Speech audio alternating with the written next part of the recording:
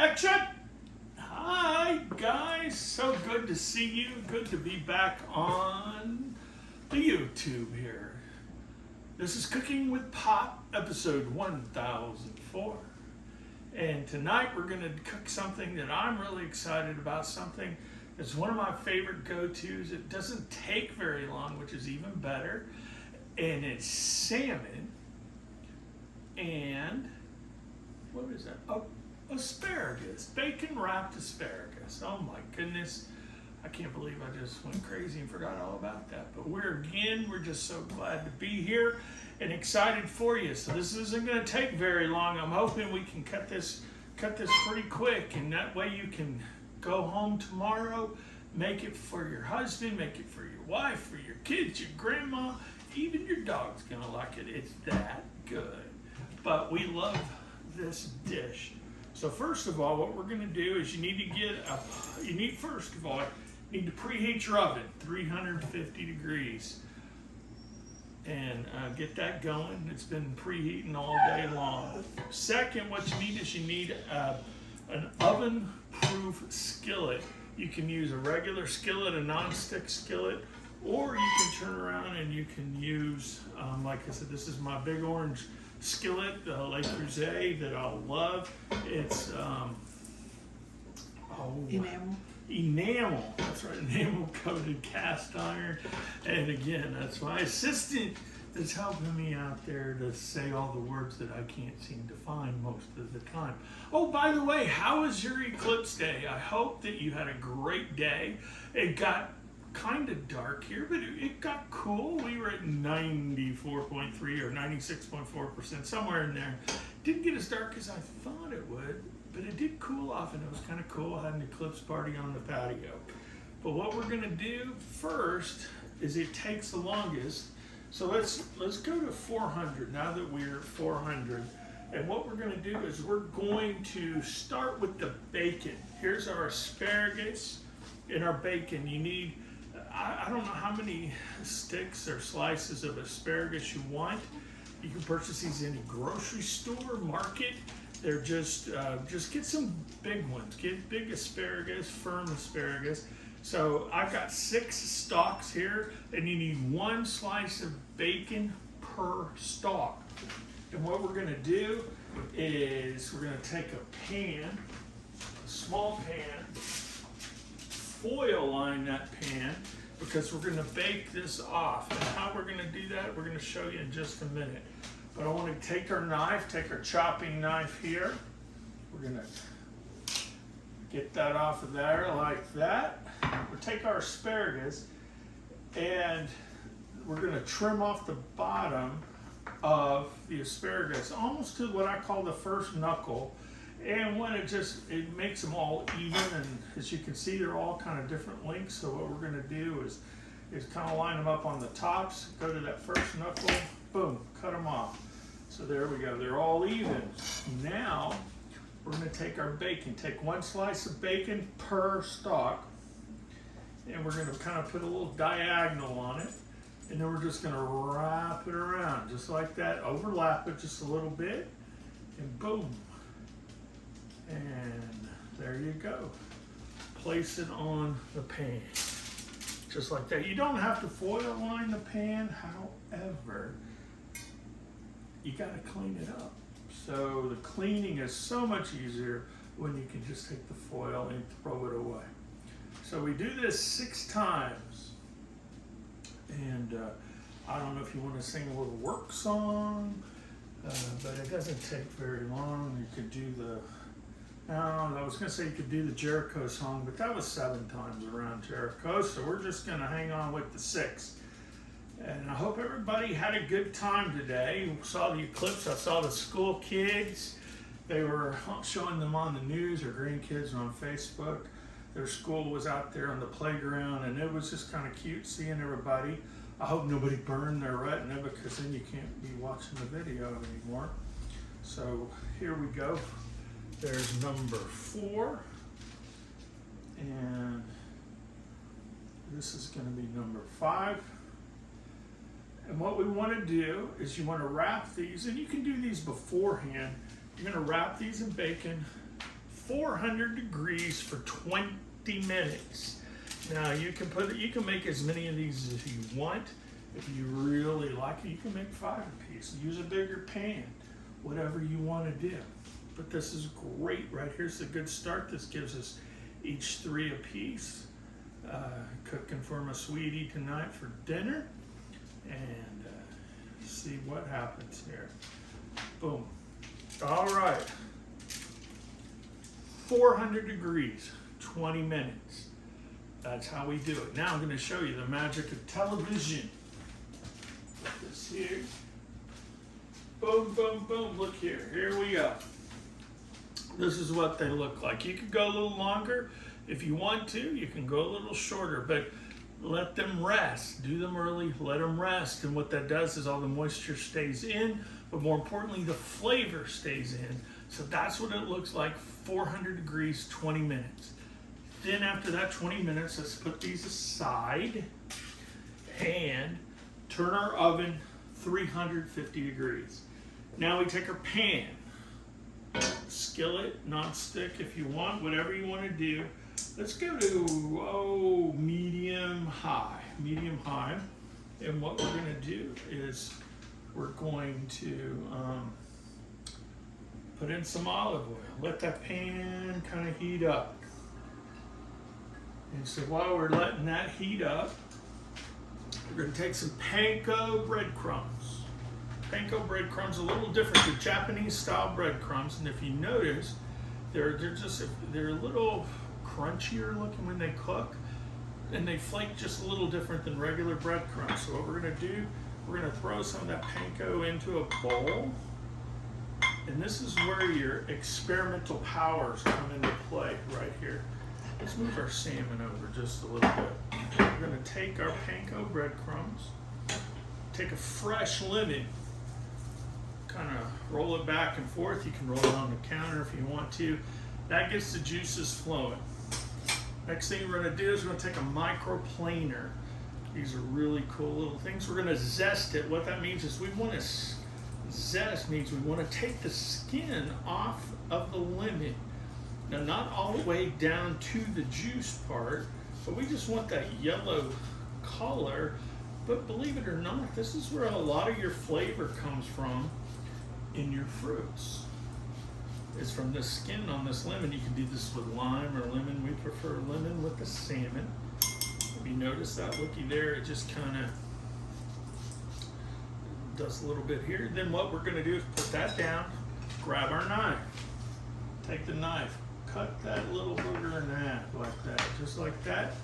Take our juicer, put that juicer there, and let's put some lemon juice in there. And that's a half a lemon.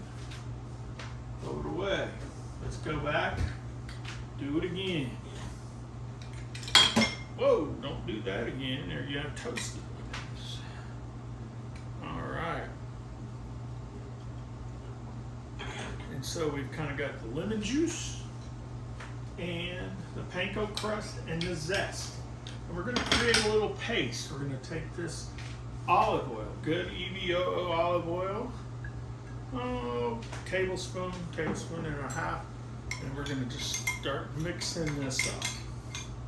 And see how it just kind of comes together. And we're going to do a little bit more. And voila, I'm going to show you that right there. See, it makes like a little paste. Not runny, you don't want it runny, you just want it firm. And you can add a little more lemon juice if you want to, a little more zest, depends on how much you want, but use fresh. Don't use the liquid stuff that, put a little more lemon in there. Don't use the lemon juice or anything like that, because it's just not, quote, as fresh. And what happens too is it will affect the flavor, because lemon is a tricky flavor. If you have Myers lemons are the best for flavor. But you want real lemon, because a lot of times lemon, to me, a problem with lemon is most lemon flavors are artificial tasting, and it kind of reminds me of furniture polish. Not that I've eaten or drank furniture polish, but that taste, that you get from that furniture polish smell. All right, we've got our oil pretty warm. As we notice, looky there, it's kind of rumming around. So what we've done is I've gone to the store, salmon steaks. What, they're cut, they're already pre-cut. And look there, you leave the skin on. They're skinless and skin on. Now, budget savers will say, don't use the skin, it's cheaper. Well, but the thing is it holds it together and it's a little bit of better flavor. If you notice, when you get them like this, 99% of the time, they've already found the pin bones, but be sure to rub your hand across it. Make sure you don't feel anything obligated. Let's go back down to medium here, medium heat. And then what we're gonna do, skin down into the olive oil. Oh, skillet is applauding the goodness of the salmon. Listen to that, oh my goodness. It's just perfect, Now it does, because of the moisture, it does splatter a little bit, so you might want to an apron or don't wear a good shirt. Okay, it's going to splash just a little bit, speaking from experience. Now we're going to take our lemon again while that is cooking. We're going to take a little bit of lemon, put it on that salmon. Then squeeze it all, and we're going to take, let me wash my hands here. All right, then we're going to take salt, a little bit of salt. Salt goes fine with salmon. Why? Because they come from salt water and fresh water as well. And then we're going to take some pepper. Line that pepper up in there. Look at that. Look at that. And you can salt it to however you want. And I just like that initial. Now what we're doing is I'm not touching the skin. I'm leaving the skin where it is. I was just trying to get some oil back into those different areas. This particular pan gets a little warm. Whoa, a little partner down there. A little helper, buddy. He likes to see if there's anything down there that he can eat. All right, if you notice, as this is cooking, salmon is a deep orangey red, meaty flavor look. But as we cook it, if you notice, it starts to pink up, turns a little white. That's a good thing. That means we're starting to cook. And that's the color we want to serve it. Now you can, salmon is one of those fish that you've seen it sashimi style, like in sushi bars, and then the nigiri or the sushi rolls. Oh, it's so good. You can put it with Asian flavors like some teriyaki, some different things, and oh, it is so good. But this also, so it can hold up to what we would consider, what's the word? Raw fish is very edible in that state. So cooking it varies, but we want to cook it to where it's a little bit pink, and the pink is turning to white. See if you notice right there, look at that. See how that's changing color? That's good. So what we do now is we're going to get our little paste here, our little breadcrumb paste. We're going to put that on top. Put that on top of our salmon. Look at there. It's just going to flake up a little bit. Looking here, looking good, looking good. All right. What we're going to do is again put more lemon on there. Calling our name. Then what we want to do, what I like to do, is take a little bit of garlic. Just a little bit of garlic. A little extra flavor. Then we're going to take this lemon, another lemon, get the juices flowing.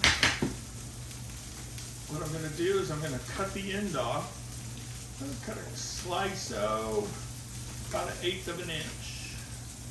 It's gonna look beautiful, just like that. Look at that. Take another slice, cook it off, cut it off. Bingo. Oh my goodness. Looking good. All right. Okay, audience, what do you think? Looking good. I see some head shaking. Smelling good, smelling good. It's about halfway cooked, maybe a little more than half.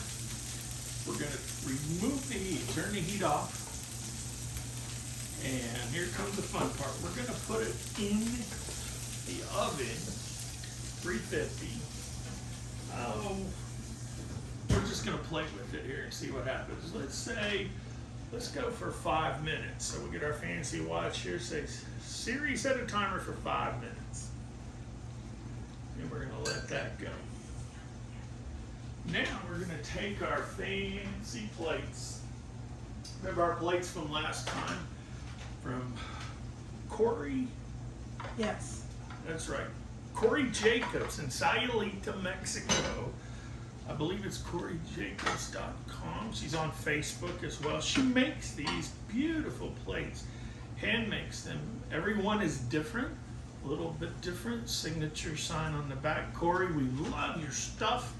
Loved your shop. It was great meeting you down there in Sayulita, which is just outside of Puerto Vallarta.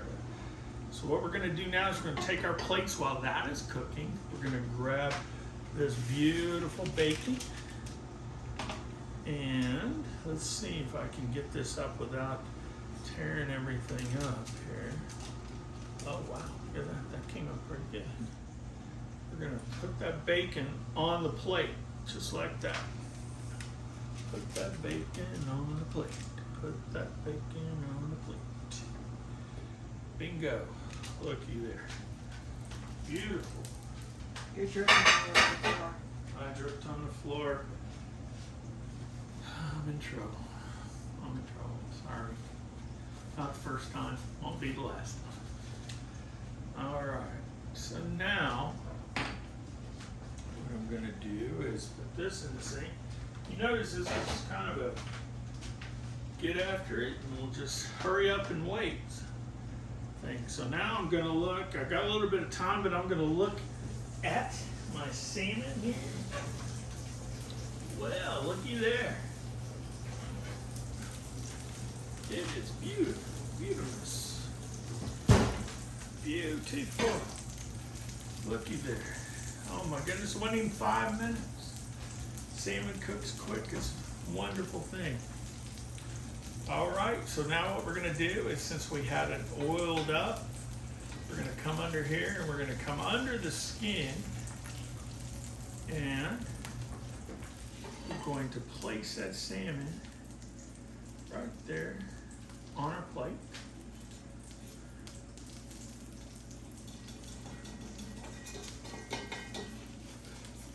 Don't be afraid of it. And looky there. See, the skin holds it together. You can eat the skin, it's good. But you don't have to if you don't want to. All right, now looky there. This could be our world's record time for our recipe. But I want you to look at that. That is a beautiful, beautiful dinner. Right there, you have a salmon fillet. These are, I weighed them out. They're about 6.5, 7 ounces. We have our breadcrumbs, give it a little crunch. Asparagus, wrapped bacon. That is a beautiful, beautiful meal. And that's getting close to being our time. It's been a while. I've missed you guys.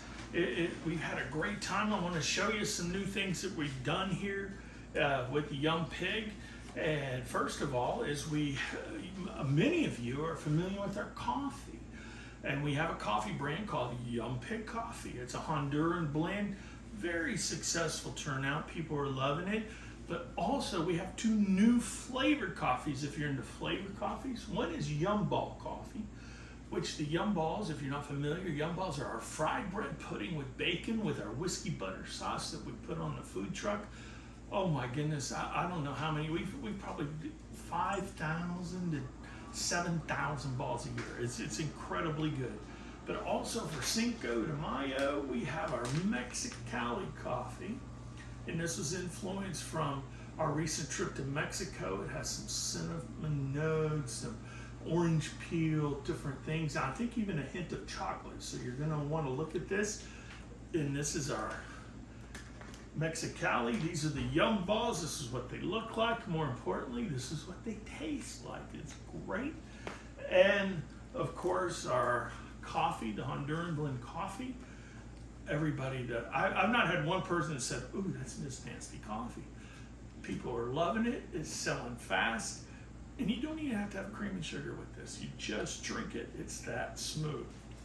And now, as our new product, many of you are familiar with our original butt rub seasoning, but more importantly, we have a new one. It's called Hatch Green Chili Butt Rub. And it's a seasoning that gives you the Hatch flavors, a little New Mexico influence, and it's just really good. It's probably my new favorite thing. We're working on a new one as well. But this is our family of products.